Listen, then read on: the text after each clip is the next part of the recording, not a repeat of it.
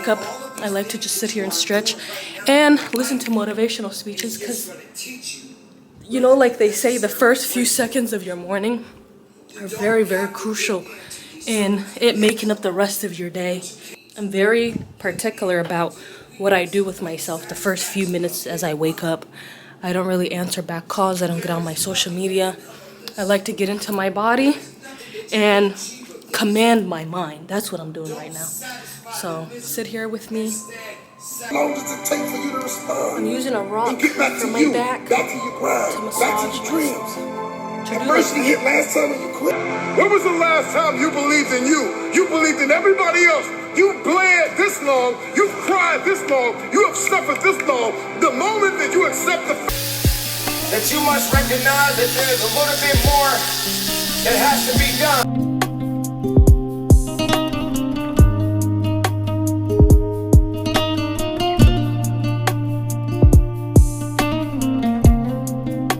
Anyways, I was just talking about how I like when I wake up, I like to break my fast with one of these yogurts.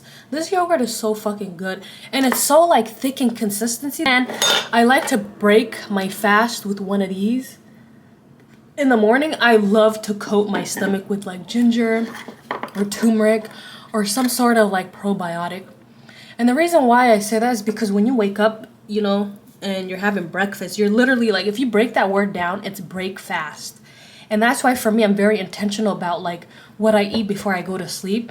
Because while you're sleeping, the point of sleep is for your body to like regenerate itself, you know? But if it has food in the stomach, it's too busy processing that food that it's not really helping itself regenerate while you're sleeping and be able to give all your cells in your body all the nutrients that it can through the sleep because it's too busy breaking down the food. So make sure you like, you know, you're sleeping at night without consuming too much, because that really makes the difference. And I notice it for myself too. Even when I wake up in the morning, like if I eat the night before and like maybe I'm chilling with my friends or we're just having a good time, we're on that Zaza and we get the munchies and we're eating, like in the morning my stomach feels overwhelmed. I feel a lot groggier. I don't feel fully rested. And that's because, yeah, like I said, your body's too busy breaking down the food that it can't really like support your bodies in the ways that it needs to or wants to. Anyways, a little tangent about that, but today I'm gonna go grocery shopping for myself. And hopefully you guys can come with me. Hopefully, well, you guys are coming with me. You have no choice.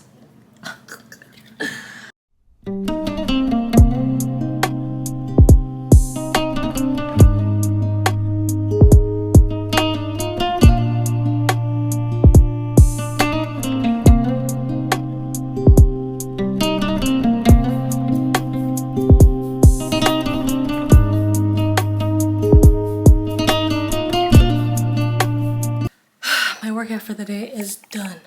Because to get these bitches up here was a workout. But my biceps.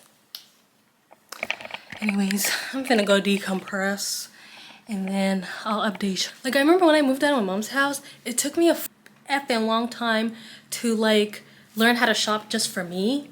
Because I was living in the house with like 9-10 niggas at the same time. But over the years, I finally got it down to getting the right portions and also like learning about what type of foods that I like. Because a lot of people, they really think they know what they like, but if you haven't had really like a safe environment for you to even feel comfortable within your own body to know what it even likes, it's hard to know like your snacks or even little go-tos or things your body needs. I don't know, just be that intentional with it. So that also has taken me a while, because before I used to like buy hella groceries and then it would go to waste. And now I have to like, it's a lot that goes into it. Like you have to have the discipline of like, you just went to go buy groceries and like, do you want to stop and then you go get food and then you don't feel like cooking? You know, all that stuff that you have to deal with or that we go through experiencing, those are just loops. So just be graceful with yourself, because along the way, I also have to be graceful with myself. In the past, when I would go grocery shopping with my family or like my mom or stuff, we would just go through the aisles and whatever like we needed, we'll pick out. It wasn't necessarily like you have a list or maybe even like, well, because it was also for a lot of people, like having to accommodate for what everybody wants. But right now, it's nicer that I can go into and be like, okay, breakfast, what do I like to eat for breakfast? And then I only grab those things. what do I like to eat for dinners and my lunches? What are some of my favorite snacks? Whereas before I didn't know those things, so shopping and stuff was really hard. But drinks here, which usually I like this water and then some kombucha, Gatorade or Powerade. I really shouldn't be drinking these because of the red 40, but I need some electrolytes. And then I have tofu, yogurt, miso soup, milk, what is it? Pineapple, orange, banana, which is an interesting mix, but I'm curious about that, which I'll probably have for breakfast. And then I really, really have over the years learned to love mushrooms. Like, I really, really love mushrooms. And it's interesting because mushrooms and tofu are probably like the only two things that when I wasn't vegan, I would be like, yeah. I remember I tried that shit and I was like, there's no way this will be my life if I turn vegan. So I was like, no. But I don't know what it is. I think it was my mindset that changed because I truly wanted it for myself. I truly wanted to like make an alternative to being plant-based and getting creative with food in that way, that it was easier to be like, oh, I actually prefer this. Because at that point when I transitioned in my mind mentally, meat was like, I would rather than fucking eat meat. So it's not that bad now. I genuinely love it. And then my meat substitutes outside of the mushrooms and tofu, I really like these things. You can make a lot of things out of them. I make like tacos, spaghetti, sautés, whatever. And then you can also make tacos out of the soy chorizo meatless ones. And then we have butter, just some little sauce here, and then some verde sauce. And then we also have like, you know, this is that season right now where like a lot of, I think that would be called root vegetables. And then also I keep this up here. These are just little reminders, or like as my mind is learning what are other alternatives, because you know you don't want to limit yourself because you don't know. That's the thing. A lot of us, we limit ourselves because we don't know. So if you don't know, how can you inspire the life around you to really be in alignment to what it is that you're trying to cultivate? You can't say I want to be vegan or a different lifestyle, whatever it is for you, but then you're still in environments that are tied to the old timelines of yourself that you're trying to let go. So for me, this is a way that I keep that like creativity alive for me, and inform myself, like self-educate. Like I know I'm gonna hang around this area right here, you know, because I'm probably like washing my dishes, doing whatever, and I'm spacing out. Like, so why not take that moment to self-educate myself? Like, what food can I use for my hormones that would help with that? Foods to eat when you're mad or sad or stressed, and what helps with that? Like certain ways you can prep teas and stuff, like food that's medicine, and like also how I can turn this to art and the resemblance of like food and nature and ourselves, and then more stuff that I can consume protein out of. Anyways, but let's keep going. So I have a lot of that root stuff, and I've been doing a lot of like roasted stuff. So like sweet potato, yams, potatoes, carrots. Like, I don't know, roast has just been like my go-to meal, and that shit is just with some like quinoa and some other stuff on the side, like, yes. So I'm gonna finish this up and probably put them away now that what's it called, I organize myself. And for me, organization is key. Like, I like things organized because it just makes everything so much easier. So I'm gonna put this away and then figure out what I want to make for myself, and then I'll be back to hang out with y'all. So you go think about what we just talked about and how you can build more intention with your food and what you eat, and get creative with it, you know, because it is hard to like find new ways to cultivate change in your life when there's no creativity or like no imagination tied to it, because that's what brings your juice back, you know.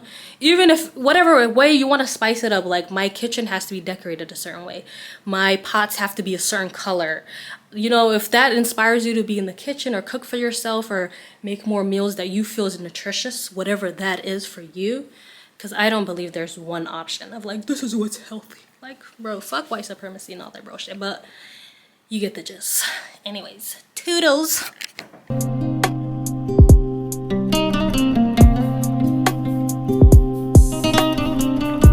One thing that I like to do is, as anytime I could build intimacy with my food, I will always take that chance. And for me, sometimes that means like maybe doing things the longer way. For example, like when I juice my fruits and stuff, I could definitely use a juicer, and I have used a juicer in the past, but I personally just like the process of cutting all my fruits up myself, peeling off the skin if I have to, like blending it myself in a blender, straining it again, adding my ingredients, putting it in the bottles. Like, it feels like it's time consuming, and I understand that not a lot of us, you know, are given the luxury of having time on our hands.